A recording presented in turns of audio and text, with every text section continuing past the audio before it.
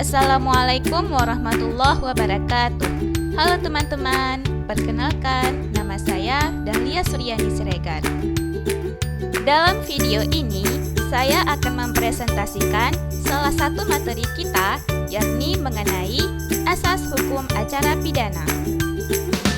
Hukum acara pidana adalah sekumpulan peraturan mengenai tata cara untuk menyelidiki, menuntut, dan mengadili orang-orang yang melanggar ketentuan dalam hukum pidana material.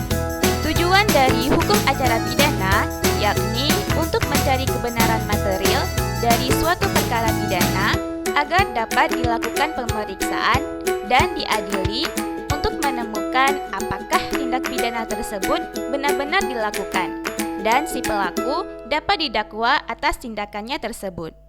Asas-asas hukum acara pidana diantaranya: pertama, asas praduga tidak bersalah. Menurut asas ini, setiap tersangka dalam sidang pengadilan harus dianggap tidak bersalah sampai adanya putusan pengadilan yang menyatakan bahwa dia bersalah. Selanjutnya, asas adanya perlakuan sama terhadap diri setiap orang di muka hukum. Setiap orang tidak boleh mendapatkan perlakuan yang berbeda di mata hukum. Ketiga, asas adanya penangkapan, penahanan, penggeledahan, dan penyitaan berdasarkan perintah tertulis dari pejabat yang diberi oleh undang-undang dan hanya untuk cara yang diatur oleh undang-undang.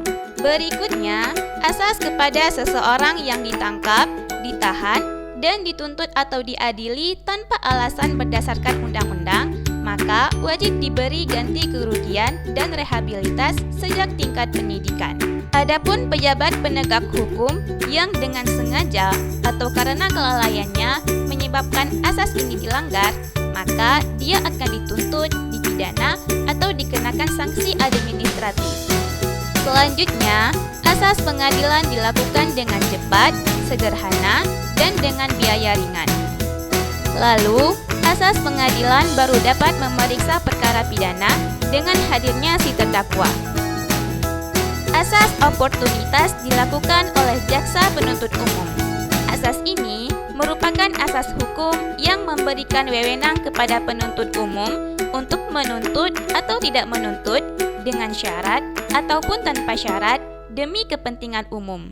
Berikutnya, asas pemeriksaan di sidang pengadilan dilakukan terbuka untuk umum, kecuali dalam hal-hal tertentu yang telah ditentukan undang-undang. Dan apabila tidak dilakukan dengan cara demikian, dapat diancam batal demi hukum. Kemudian, asas bahwa setiap terpidana wajib memperoleh bantuan hukum dan didampingi oleh penasehat hukum dari tingkat penyidikan sampai ke tingkat peradilan. Asas pemeriksaan hakim di sidang pengadilan dilakukan secara langsung dan lisan dalam bahasa Indonesia yang dimengerti oleh saksi dan terdakwa. Berikutnya, asas pelaksanaan putusan pengadilan oleh jaksa penuntut umum dan pengawasan pelaksanaan putusan pengadilan dalam perkara pidana oleh ketua pengadilan negeri yang bersangkutan. Terakhir, asas akusatoir dan inquisitoir. Menurut asas akusatoir, seseorang yang telah didakwa ketika masih dalam proses pemeriksaan akan dianggap sebagai subjek yang berhadapan dengan pihak kepolisian atau kejaksaan, sehingga kedua belah pihak mempunyai hak-hak yang sama. Sedangkan menurut asas inquisitoir, si tersangka akan dianggap sebagai suatu barang atau objek yang harus diperiksa wujudnya. Sebenarnya, bagaimana sih sejarahnya? Kok hukum acara pidana ini bisa berlaku di Indonesia? Nah, untuk menjawab hal tersebut, berikutnya kita akan mempelajari secara singkat sejarah hukum acara pidana. Pada awalnya, hukum acara pidana yang berlaku di Indonesia adalah Reglemen Bumi Putra atau Inland Reglement yang disingkat dengan IR dengan Statsblad 1848 nomor 16, berisi tentang hukum acara perdata dan hukum acara pidana di muka pengadilan bagi golongan penduduk Indonesia dan Timur Asing. Kemudian, IR diperbaharui menjadi Reglemen Bumi Putra yang diperbaharui, atau Herzine Inland Reglement yang disingkat dengan HIR, dengan Stadsplat nomor 44 tahun 1941. Namun, karena HIR tidak sesuai dengan perkembangan budaya bangsa Indonesia dan cita-cita hukum nasional, maka dibentuklah Undang-Undang Hukum Acara Pidana nomor 8 tahun 1981 tentang Hukum Acara Pidana, yang kemudian disebut dengan Kitab Undang-Undang Hukum Acara Pidana atau KUHAP. Ruang lingkup kegiatan hukum acara pidana meliputi: pertama, penyidikan perkara pidana, yakni tugas polisi Republik Indonesia dan pegawai negeri sipil tertentu yang telah diberi wewenang khusus oleh undang-undang. Kedua, penuntutan perkara pidana yang merupakan tugas jaksa.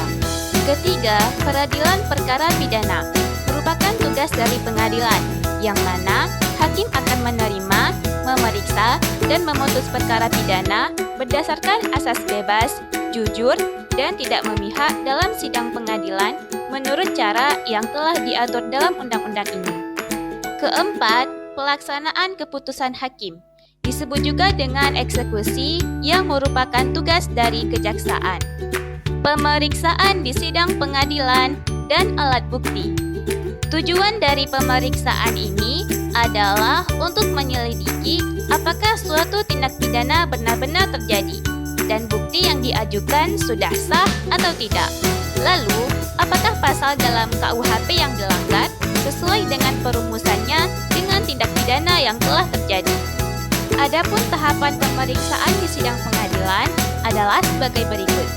Sebelum persidangan, hakim akan terlebih dahulu memerintahkan kepada penuntut umum untuk memanggil terdakwa dan saksi supaya datang di sidang pengadilan. Setelah hari persidangan ditetapkan, pengadilan bersidang akan dipimpin oleh hakim ketua dan dilakukan secara lisan. Selanjutnya, hakim akan membuka sidang dan menyatakan terbuka untuk umum. Kemudian, hakim ketua akan memeriksa identitas terdakwa. Lalu, hakim ketua akan meminta kepada penuntut umum untuk membacakan surat dakwaannya. Tahap selanjutnya, yakni diberikan wewenang kepada terdakwa atau advokatnya untuk mengajukan keberatan. Lalu, proses selanjutnya adalah pemeriksaan saksi.